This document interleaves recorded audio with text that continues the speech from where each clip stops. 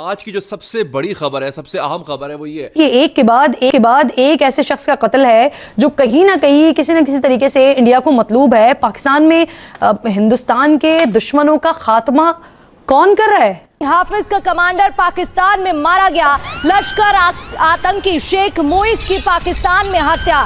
शेख की उसके घर के बाहर हत्या की गई। अज्ञात हमलावरों ने लश्कर आतंकी को मारा। और इस खबर से पाकिस्तान में अभी से खौफ मचा हुआ है। गुज़िश्ता कुछ अरसे के दौरान पाकिस्तान में भारत को मतलूब अफराद और साबिक जिहादी कमांडर्स के कत्ल की पै दर पै वारदात। एक Sheikh Mujahid who was a recruiter organiser for the Lashkar e Taiba, उसको उसके घर के बाहर कसूर में ठोक दिया गया। जो शहीद हो रहे हैं उनसे अल्लाह की मुलाकात होगी, दुनिया में उन पर क्या बीती इस पर भी बात होगी। ऑपरेशन सिंदूर के डर से हाफिज सईद ने अपनी रैली को रद्द कर दिया है। फरीदाबाद में एक डॉक्टर के घर से 300 किलो विस्फोटक बरामद हुआ। जम्मू कश्मीर पुलिस ने छापेमारी में 2 AK-47 बरामद की। इससे पहले अनंतनाग के सरकारी मेडिकल कॉलेज में डॉक्टर अदील के लॉकर से AK-47 मिली थी। फिलहाल ये डॉक्टर जम्मू कश्मीर पुलिस की गिरफ्त में है। ये कार्रवाई कल जम्मू कश्मीर में गिरफ्तार दूसरे डॉक्टर की सूचना पर। ये देखें कि आतंकवादियों के कितने सारे अड्डे ढूंढ निकाले गए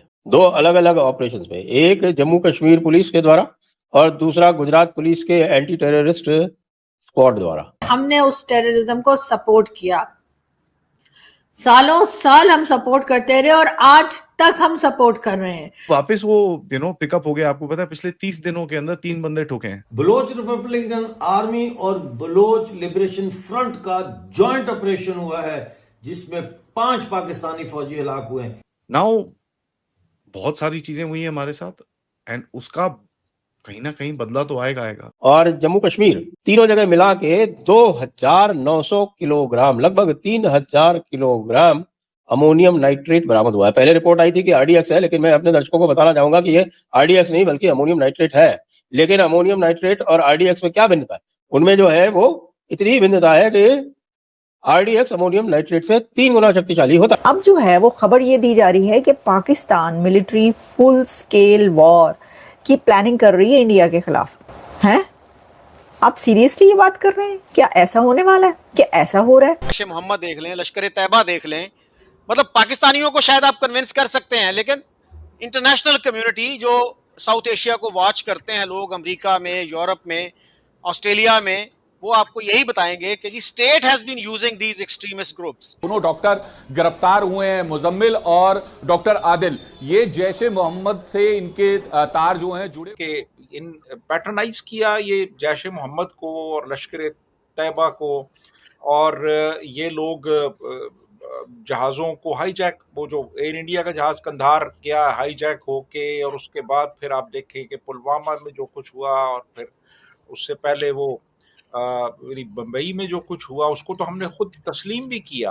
पहले भी उन्होंने एक दफा ये कहा कि जी हाँ जी हम तो दहशतगर्दी की सरगर्मियों में मुलविस रहे। अब वो हाफिज सईद और उनका नाम ले रहे हैं। मेरा ख्याल है आराम से पॉपकॉर्न ले लें और आराम से बैठ के देखें। जो फिल्म यहाँ चल रही है उसमें हम अपने आप को खुद ही पीटने वाले हैं। यहाँ पे इस्लामाबाद में FIR दर्ज हैं उन लोगों के खिलाफ। ज़कीउर रहमान लखवी के खिलाफ कुछ भी नहीं हुआ। इन जत्थों को और इन दहशतगर्द तंजीमों को हर तरह की सपोर्ट और पैटर्नेज हासिल रही। एक Sheikh Mujahid who was a recruiter organiser for the Lashkar e Taiba, उसको उसके घर के बाहर कसूर में ठोक दिया गया। किसने ठोका वो सर ही बताएंगे। बट सर ने एक किताब लिखी है, हमारे कर्नल अजय रैना ने। ऑफ कोर्स मेरी शक्ल बीच में है, बट सर ने किताब लिखी है। And let me say this guys, this is a fun book. ठीक है, I am not saying this because I am there of course, but this is a fun book. Sir ने एक बड़ा interesting सी चीज बोली है इसके अंदर कि देखिए sometimes you have to twist the game. आप हर टाइम पे मोरालिटी, सच्चाई, ईमानदारी, इन चीजों पे नहीं काम कर सकते। तो आपने एक ऐसा इस चीज के अंदर बोला है which is the biggest crux which is there. Now बहुत सारी चीजें हुई हैं हमारे साथ एंड उसका कहीं ना कहीं बदला तो आएगा। सर जी नमस्कार। नमस्कार आदि। नमस्कार। This book was so well planned and well timed, I must say. उस टाइम पे जब अब वापस वो पिकअप हो गया, आपको पता है पिछले 30 दिनों के अंदर 3 बंदे ठोके हैं। Right? So the pace has picked up back again, but बीच में 1 साल तक या 6-8 महीने तक काफी लैग था। ट्रू। बीच में वो 2 फैक्टर थे आदि, एक तो कानून के ऊपर जो हमारा सीएए के साथ कन्फ्रंटेशन होती बची और बीच में अमेरिकन कूद पड़े, फिर वो बंदे को उन्होंने ट्रायल पे लिया, फिर वो ड्रामा चलता रहा। और दूसरा फिर जब सिंदूर हुआ तो जब ठोक गिरे थे सरेआम, तो फिर अननोन गनमैन किस लिए भेजने, फिर तो ब्रह्मोस भेजी। तो ये जो मियां मुजाहिद जी मारे गए ना आज, आपको पता कस्बे का नाम क्या है? कसूर। ना तो कसूर तो सिटी है ना। रामकृष्ण और राधा कृष्ण। हाँ। तो हमारा इलाका है भाई, अब इलाके में बदमाश बच्चों को ठोकेंगे भी नहीं तो क्या करेंगे? सही बात है। और पंजाब के अंदर है, ये खुशी की बात है। इसलिए कि बिल्कुल पाकिस्तान इस तरह के लोगों को ना सिर्फ ये कि सपोर्ट कर रहा है, फंडिंग भी होती है, और फंडिंग भी ऐसी वैसी नहीं होती कि आप समझे कि सिर्फ गवर्नमेंट की तरफ से हो रही है या आम लोग जो है थोड़ी बहुत फंडिंग कर रहे हैं, ऐसा नहीं है। लोग जो है बड़े बड़े जो बिजनेस कम्युनिटी के लोग हैं, वो तक इस तरह के लोगों को और इस तरह के जिहादी माइंडसेट के जो ग्रुप्स हैं, चाहे वो टीएलपी हो, चाहे वो तहरीके लब्बैक की जैसे मैं बात कर रही हूँ, या और कई जैश मोहम्मद और कई दूसरे लंबे चौड़े इनके नाम है, लश्कर जंगवी और पता नहीं क्या क्या, इन तमाम ही लोगों को सपोर्ट किया जा रहा है, इन तमाम ही लोगों को फंडिंग की जा रही है, जो कि बिजनेस कम्युनिटी भी कर रही है। और जाहिर है कि कहीं ना कहीं इनको ऐसी जगह भी दी जाती है कि जब इलेक्शंस हो, हालांकि इलेक्शंस का कोई खास मतलब नहीं है पाकिस्तान में, इलेक्शंस जो है वो जिस तरह से होते हैं और जिस तरह से लोगों को लाया जाता है, जिस तरह से हटाया जाता है, वो सभी जानते हैं। लेकिन इसके बावजूद जी अगर इलेक्शंस होते हैं तो इन लोगों को इलेक्शन में हिस्सा लेने की भी इजाजत होती है। और ये एग्जाम्पल हमने देखा कि लास्ट टाइम टीएलपी तहरीके लब्बैक जो है, जो कि एक टेरर ऑर्गेनाइजेशन है और हर वक्त लोगों के ऊपर अटैक करते रहते हैं, लोगों को जिंदा जला देते हैं, उनको भी ये इजाजत दी गई थी कि हाँ जी आप इलेक्शन में हिस्सा ले सकते हैं। लेकिन बात सारी फिर वही आ जाती है कि एफएटीएफ के टाइम पर आईएमएफ, वर्ल्ड बैंक और इसी तरह की कई जगह पे जब फंडिंग की बात आती है तो पाकिस्तान फौरन ये कह देता है कि नहीं जी हमारे यहाँ तो कोई टेररिज्म को हम सपोर्ट नहीं करते, हम तो खुद विक्टिम हैं। खुद विक्टिम तो आप होंगे ही, जो सुसाइड बॉम्बर जाता है और वो अपने आप को उड़ाता है तो वो खुद भी तो मर जाता है, तो अब क्या उठकर ये कहेगा कि जी देखो जी मैं तो खुद विक्टिम हूँ और आप मुझे कह रहे हो कि जी मैंने लोगों की जान ले ली।